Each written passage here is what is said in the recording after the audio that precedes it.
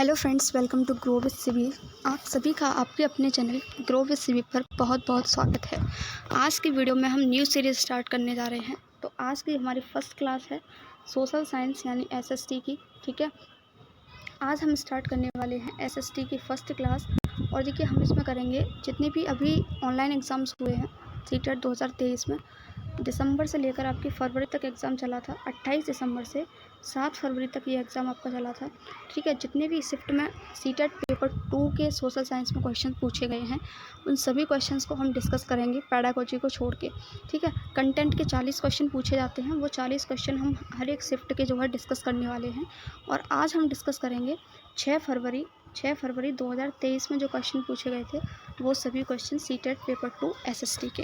तो हम बाइलिंगुअल देखने वाले हैं, इंग्लिश और हिंदी दोनों में। तो फर्स्ट क्वेश्चन है, the Kushans ruled from the following centres of power, यानी कि कुशानों ने किन निम्न शक्तिशाली केंद्रों से शासन किया था।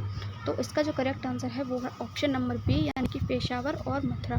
ठीक, नेक्स्ट क्वेश्चन देख लेते हैं। नेक्स्ट क्वेश्चन क्या है? नेक्स्ट क्वेश्चन है, consider statements A, B and C and choose the correct option, यानी कि 3 स्टेटमेंट आपको दिए हुए हैं, तीनों को आपको पढ़ना है और सही विकल्प का जो है चयन करना है। फर्स्ट क्या दे रखा है, the Palaeolithic period extends from 2 million years ago to about 12,000 years ago, यानी कि जो पुरापाषाण काल है 20 लाख साल पहले से 12,000 साल पहले के दौरान माना जाता है। तो बिल्कुल सही है ये।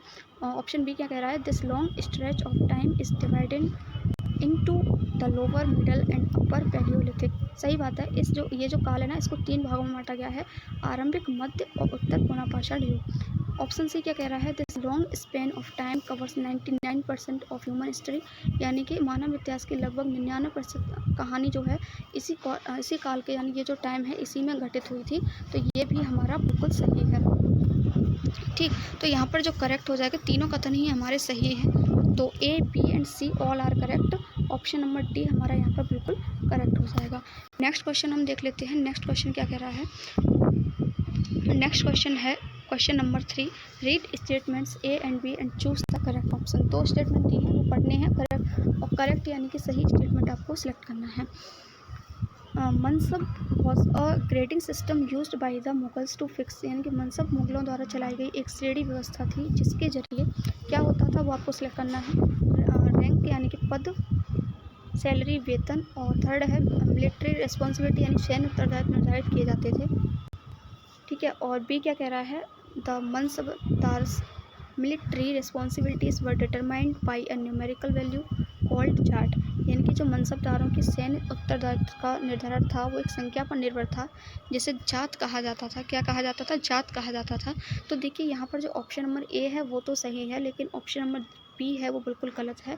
तो इसका करेक्ट आंसर हो जाएगा option number A is true but B is false. ठीक है, नेक्स्ट क्वेश्चन देख लेते हैं। नेक्स्ट क्वेश्चन क्या कह रहा है?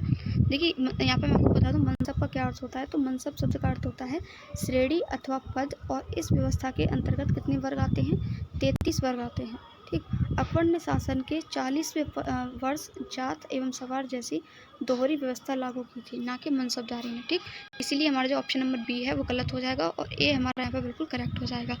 नेक्स्ट क्वेश्चन जो पूछा गया था, at which of the following places Ashoka's inscription has been found in Greek and Aramaic language, किस स्थान पर अशोक के अभिलेख ग्रीक और अरामाइक भाषाओं में पाया गया है? तो ऑप्शन नंबर ए यहाँ पर बिल्कुल सही है, कंधार। ठीक, नेक्स्ट क्वेश्चन देख लेते हैं। नेक्स्ट क्वेश्चन क्या कह रहा है, the Gond kingdom of Katanga had 70,000 villages, this is mentioned in, यानी कि गोंड राज गढ़ कटंगा में 70,000 गांव थे, इसे उल्लेखित किया गया है। इसे किसमें उल्लेखित किया गया है? तो इसका जो बिल्कुल करेक्ट आंसर है वो ऑप्शन नंबर बी, अकबरनामा में। ठीक, नेक्स्ट क्वेश्चन जो पूछा गया था, क्वेश्चन नंबर 6। देखिए, स्टेटमेंट वाले क्वेश्चन, अजर्सन रीजनिंग वाले क्वेश्चन, ये आपसे बहुत पूछे जाते हैं, इसीलिए आपको जो है 6 to 8 की जो एनसीईआरटी है वो बहुत अच्छे से पढ़नी है सोशल साइंस के लिए। और अगर आप ये भी नहीं पढ़ पा रहे हैं तो जितने भी पीवाईक्यूज़ मैं आपको कराऊंगी उन सभी पीवाईक्यूज़ को कर लेना, आपको पेपर आराम से क्लियर हो जाएगा। ठीक है, तो ये क्वेश्चन पढ़ लेते हैं। Consider the following statement and reason. Assertion क्या कह रहा है? Sorry, consider the following assertion and reasoning. तो अजर्सन क्या कह रहा है, the local tribal people make the wooden image of the deity Jagannath at Puri Orissa, यानी कि स्थानीय जनजाति लोगों द्वारा पुरी उड़ीसा के जगन्नाथ की काष्ठ प्रतिमा बनाई जाती है। और रीज़न क्या है इसका, the deity was most likely a local god who was later identified with Vishnu, यानी कि जगन्नाथ मूलतः एक स्थानीय देवता थे जिन्हें आगे चलकर विष्णु का रूप मान लिया गया। तो क्या सही है आपको ये बताना है। देखिए ऑप्शंस क्या दे रखे हैं इसमें, ऑप्शंस दे रखे हैं ए और आर दोनों सही हैं, ए आर की सही व्याख्या करता है। ठीक, तो ऑप्शन नंबर ए है वो यहाँ पर बिल्कुल सही है। देखिए मोस्टली जो अगर आपको क्वेश्चन समझ में नहीं आ रहा है, स्टेटमेंट और जो असर्जन और रीजनिंग वाले जो क्वेश्चन होते हैं, इसमें अगर आपको क्वेश्चन आंसर समझ में नहीं आ रहा है कि कौन सा आंसर सही है, तो मोस्टली जो आंसर सही होते हैं वो यही होता है कि ए और आर दोनों करेक्ट हैं और ए की आर सही व्याख्या करता है। तो यहाँ पर भी ऑप्शन नंबर ए हमारा बिल्कुल करेक्ट हो जाएगा। नेक्स्ट क्वेश्चन क्या कह रहा है, नेक्स्ट क्वेश्चन कह रहा है which of the following statements are true about the Birsa Munda movement, यानी बिरसा आंदोलन के बारे में आपको सही कथन बताना है। तो बिरसा के अनुयायियों ने लाल झंडे को बिरसा राज का प्रतीक बनाया, या फिर बिरसा ने लोगों को उकसाने के लिए परंपरागत प्रतीकों और भाषाओं का इस्तेमाल किया। तो देखिए इसका जो करेक्ट आंसर है वो है ऑप्शन नंबर ए, बी और डी यहाँ पर बिल्कुल सही है। बिरसा ने लोगों को उकसाने के लिए परंपरागत प्रतीकों और भाषा का यूज़ किया था। और डी है आपका Birsa turned against missionaries and Hindu land Lord, और बिरसा ने क्या किया था, मिशनरियों और हिंदू जमींदारों का लगातार विरोध किया था। तो बी और डी यहाँ पर सही है, इसलिए हमारा ऑप्शन नंबर ए बिल्कुल करेक्ट हो जाएगा। नेक्स्ट क्वेश्चन हमारा फिर से वही है, टू स्टेटमेंट दिए हैं, आपको सही स्टेटमेंट करेक्ट बताना है कौन सा सही है। Thousands of rural women who made a living by spinning cotton thread in India were rendered jobless by the mid 19th century, यानी कि 19वीं शताब्दी में के मध्य बेरोजगार हो गई थी वो महिलाएं जो सूत काटकर अपनी आजीविका चला रही थी। ऑप्शन नंबर बी क्या कह रहा है, 1830 के दशक तक भारतीय भाषा ब्रिटेन में बने सूती कपड़े से पट गए। 1880 के दशक तक स्थिति यह हो गई थी कि भारत के लोग जितना कपड़ा पहनते थे उनमें से 2/3 ब्रिटेन में बना होता था। तो आपको ये बताना है कि ए सही है, बी गलत है, या फिर दोनों सही हैं, या फिर एक भी सही नहीं है। तो देखिए इसका जो करेक्ट आंसर है वो ऑप्शन नंबर डी है, both A and B are true and B is not the reason of A, यानी कि ए और बी दोनों सही हैं और ए जो है, ए का कारण जो है बी नहीं है। ठीक है, नेक्स्ट क्वेश्चन है हमारा विच of the following statement is true. ये कुछ स्टेटमेंट दिए हुए हैं, ये बताना है कि कौन सा कथन इसमें से सही है। ठीक, तो पहला कथन है महात्मा गांधी और रविन्द्रनाथ टैगोर ने औपनिवेशिक शिक्षा का विरोध किया, यानी कि कॉलोनियल एजुकेशन का इन्होंने क्या किया था, अपोज किया था ये। ठीक है, और नेक्स्ट क्या कह रहा है, नेक्स्ट कह रहा है महात्मा गांधी और रविन्द्रनाथ टैगोर ने औपनिवेशिक शिक्षा का समर्थन किया। नेक्स्ट कह रहा है Mahatma Gandhi oppose the colonial education but Tagore supposed it. ये कह रहा है कि महात्मा गांधी ने औपनिवेशिक शिक्षा का विरोध किया था, लेकिन जो रविन्द्रनाथ टैगोर है इन्होंने इसका समर्थन किया था। तो देखिए ऑप्शन नंबर बी यहाँ पर बिल्कुल करेक्ट है। जो रविन्द्रनाथ टैगोर थे ना, उन्होंने औपनिवेशिक शिक्षा, और महात्मा गांधी इन दोनों ने ही औपनिवेशिक शिक्षा यानी कि कॉलोनियल एजुकेशन को सपोर्ट किया था। ठीक, नेक्स्ट क्वेश्चन क्या है, नेक्स्ट क्वेश्चन देख लेते हैं। नेक्स्ट क्वेश्चन है हमारा question number 10, the practice of widow burning has no sanction in ancient text, यानी कि प्राचीन ग्रंथों में विधवाओं को जलाने की अनुमति कहीं नहीं दी गई है। यह कथन किस समाज सुधारक के साथ जुड़ी हुई है, यानी कि ये कथन जो है किस सोशल रिफॉर्मर ने कहा था, ये आपको बताना है। तो ऑप्शन नंबर डी बिल्कुल सही है। जब भी महिलाओं की बात आ जाती है ना, विधवा लोगों की बात आ जाती है, तो ऐसा जो स्टेटमेंट दिया था, ये दिया था हमारा राजा राम मोहन राय ने। ठीक, क्योंकि इन्होंने जो है, देखिए इसमें लिखा भी हुआ है, इसमें इन्हें भारतीय पुनर्जागरण का अग्रदूत और आधुनिक भारत का जनक कहा जाता है। इन्होंने बाल विवाह, सती प्रथा, जातिवाद, कर्मकांड और पर्दा प्रथा आदि का भरपूर विरोध किया था। मैंने कहा जब भी स्त्रियों की बात आ जाए, स्त्रियों से रिलेटेड किसी भी चीज़ की बात आ जाए, तो वहाँ पर आपका जो आंसर करेक्ट होगा वो होगा राजा राम मोहन रॉय। नेक्स्ट क्वेश्चन क्या पूछा गया था, which of the following organisation focused on abolition of caste during British rule in India, यानी कि अंग्रेजों का जब शासन था ना, उस टाइम पे कौन से संगठन ने जातीय उन्मूलन पर मुख्य ध्यान दिया था। तो इसका जो करेक्ट आंसर है वो है option number D, Satyashodhak Samaj.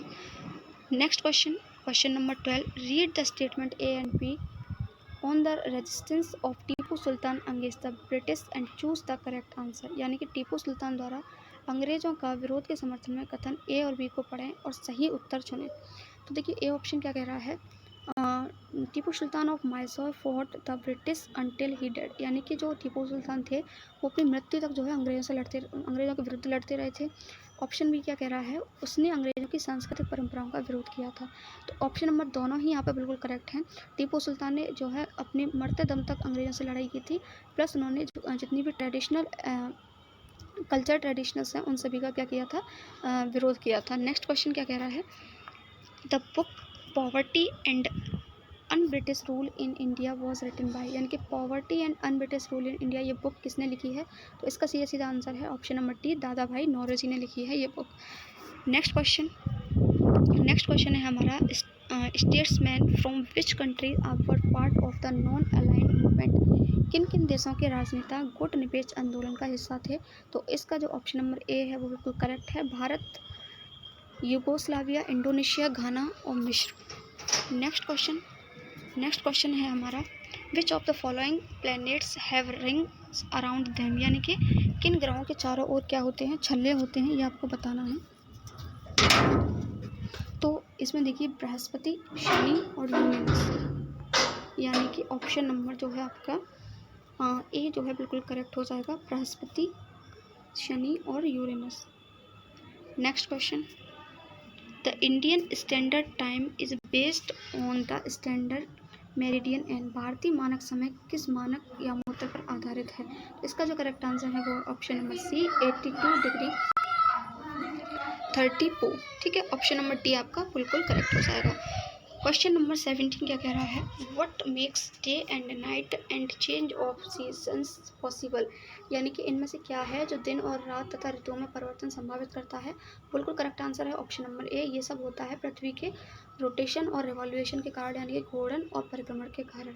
Next question, the earth rotates 360 degree in about 24 hours, यानी कि पृथ्वी लगभग 24 घंटे में अपने अक्ष पर 360 डिग्री घूम जाती है।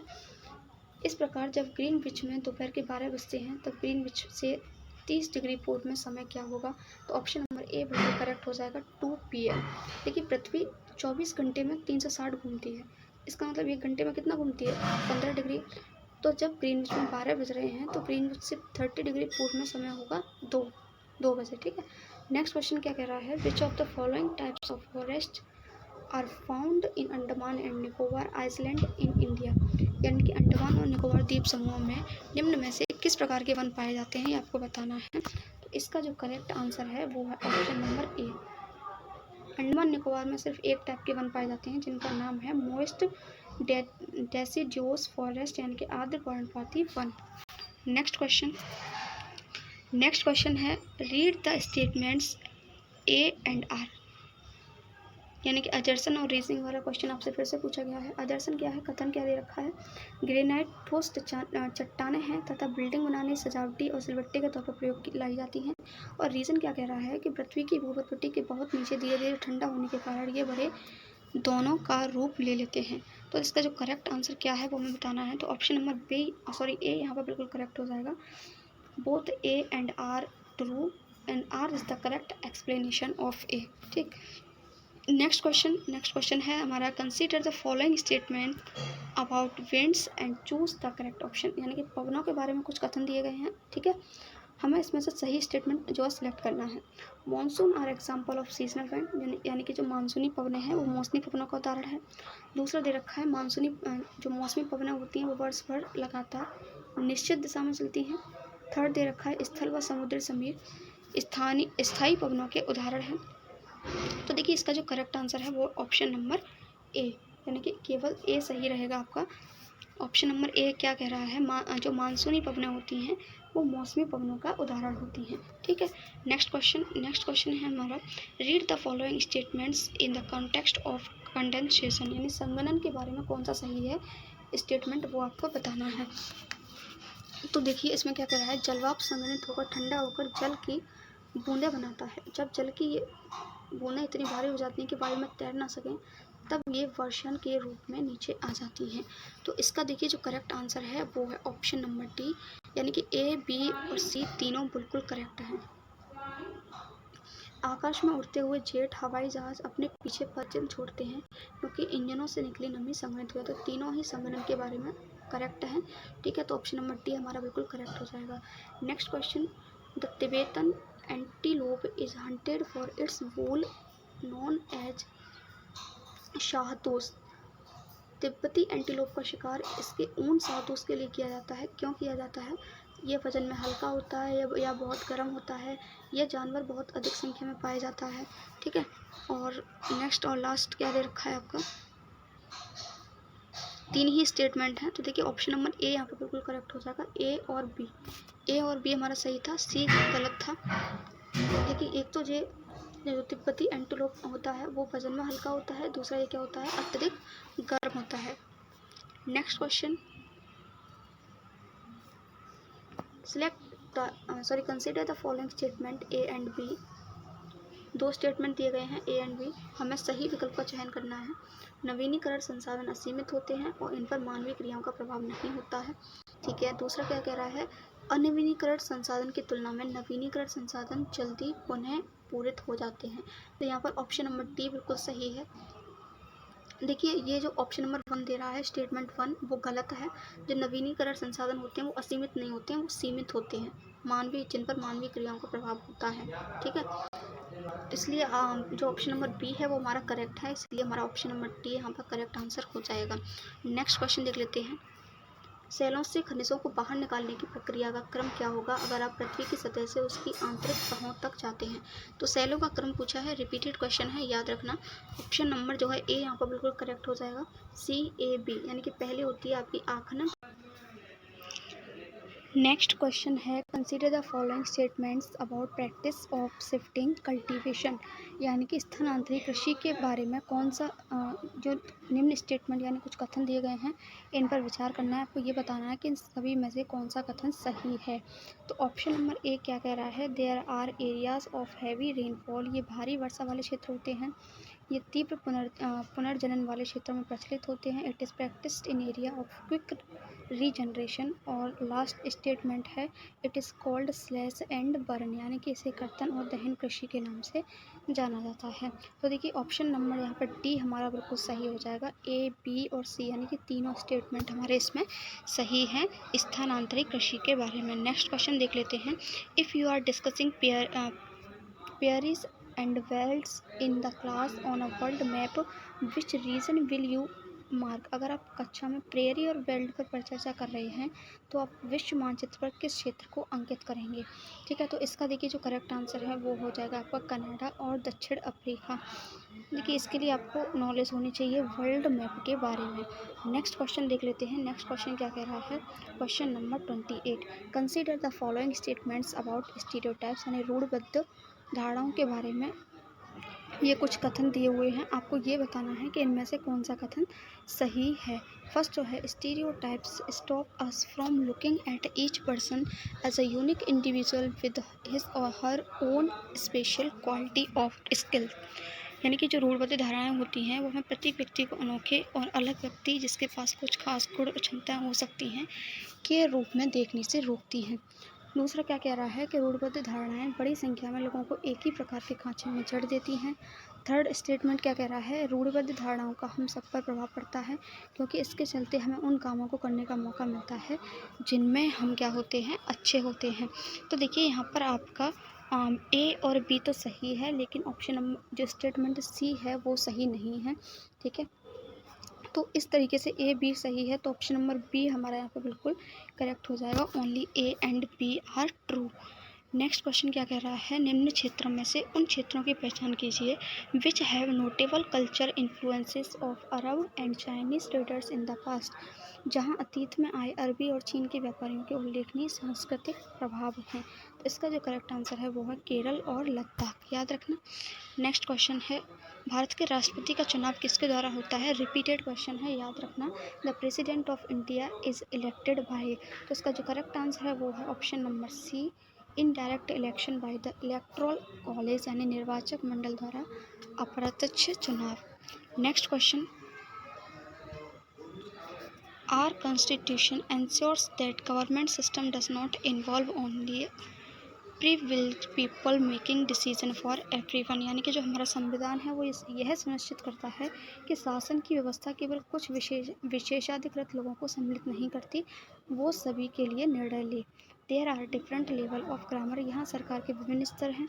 विच derive their authority from the constitution, जो संविधान से ही अपनी ताकत और का अधिकार प्राप्त करते हैं। तो ये कह रहा है कि यह भारतीय संविधान के निम्न विशेषता की व्याख्या करता है। तो ये कौन सी विशेषता को बता रहा है? तो ये बता रहा है ऑप्शन नंबर ए यहाँ पर करेक्ट है, जिसको हम बोलते हैं फेडरलिज्म यानी कि संघवाद। नेक्स्ट क्वेश्चन क्या कह रहा है? इनमें से कौन सी स्थिति भारत के एक शहर में आए प्रवासी मजदूर की अवस्था को सबसे करीब से दर्शाती है? यानी कि which of the following situations most likely represents the condition of migrant workers to an Indian city. इसका करेक्ट आंसर है ऑप्शन नंबर बी, यानी कि राजन क्या है, एक ठेले पर दिन में सामान बेचता है और रात होने पर उसी पर क्या कर देता है, सो जाता है। ठीक है, तो ये एक मजदूर की अवस्था को दर्शा रहा है, ऑप्शन नंबर ए। अब देखिए option number B. Option number A में लिखा है दुकान का मालिक है, तो ये तो मजदूर रहा ही नहीं है ना। शॉपिंग मॉल में ब्रांडेड शोरूम खोलता है, तो ये भी मजदूर नहीं है। ऑप्शन नंबर डी क्या कह रहा है कि एक दंत चिकित्सालय चलाती है, तो ये भी मजदूर नहीं है। ठीक है, काफ़ी अच्छी खासी पैसे वाली है, तो ऑप्शन नंबर बी यहाँ पे करेक्ट हो जाएगा। Next question, consider the following statement about putting out system, यानी कि दादन व्यवस्था के बारे में कुछ कथन दिए गए हैं और इनमें से सही कथन का हमें जो है चयन करना है। तो पहला क्या कह रहा है, यह व्यवस्था भारत में बड़े उद्योगों में प्रचलित है।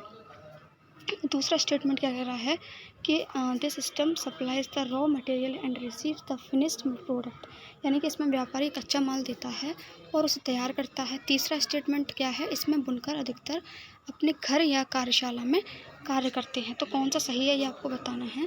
तो देखिए ए बी, तो देखिए आपका यहाँ पर ऑप्शन नंबर बी और सी बिल्कुल करेक्ट हो जाएगा। Both B and C are true. A option आपका सही नहीं है। किसके बारे में, दादन व्यवस्था के बारे में। ठीक है, नेक्स्ट क्वेश्चन देख लेते हैं। नेक्स्ट क्वेश्चन क्या कह रहा है, एक विरोध प्रदर्शन के दौरान पुलिस द्वारा हेक्टर पीटरसन की हत्या की घटना किस ऐतिहासिक संघर्ष से जुड़ी हुई है? The killing of Hector Peterson by the police is the wake up of a protest is an episode associate with which of the following historical struggle. तो इसका जो करेक्ट आंसर है वो है option number C, struggle against apartheid in South Africa, यानी कि दक्षिण Africa में जो रंगभेद नीति के खिलाफ संघर्ष हुआ था उससे जुड़ी ही घटना है पीटरसन की। नेक्स्ट क्वेश्चन क्या कह रहा है, हिंदू उत्तराधिकार अधिनियम धारा 205 निम्न में से किस कारण हेतु लैंगिक समानता की ओर एक कदम है? ठीक है, तो इसका जो करेक्ट आंसर हो जाएगा वो हो जाएगा आपका option number B, it recognise the right of daughter to father's property, यह बेटियों को पिता की संपत्ति पर अधिकार दिलाता है। देखिए ये करंट का क्वेश्चन है, ये जो क्वेश्चन है ना, ये आपका जनरल नॉलेज से भी, जो करंट अफेयर है उससे भी रिलेटेड है। अभी तक क्या था कि लड़कों को ही प्रॉपर्टी पर हिस्सा मिलता था, लेकिन 2005 में ये नियम आया, हिंदू उत्तराधिकार अधिनियम, जिसमें ये कहा गया कि लड़की जो बेटियां हैं उनका भी पिता की संपत्ति पर अधिकार होगा। ठीक, नेक्स्ट क्वेश्चन देख लेते हैं। नेक्स्ट क्वेश्चन क्या कह रहा है, भारतीय ब्लैंक के दिन को याद करने के लिए गणतंत्र दिवस मनाते हैं। कितना इजी क्वेश्चन पूछा गया है कि जो रिपब्लिक डे है वो किस लिए सेलिब्रेट करते हैं? तो इसका करेक्ट आंसर है ऑप्शन नंबर सी, संविधान के लागू, इस दिन हमारा जो कॉन्स्टिट्यूशन है वो क्या हुआ था, एनफोर्समेंट हुआ था, हमारे कॉन्स्टिट्यूशन का संविधान लागू हुआ था।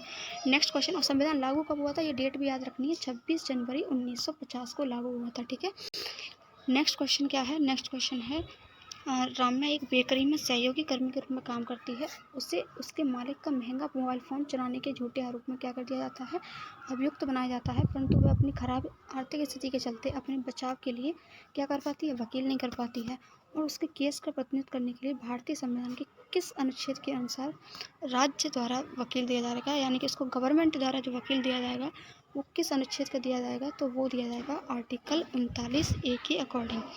नेक्स्ट क्वेश्चन है हमारा असर्शन और रीजन का क्वेश्चन है।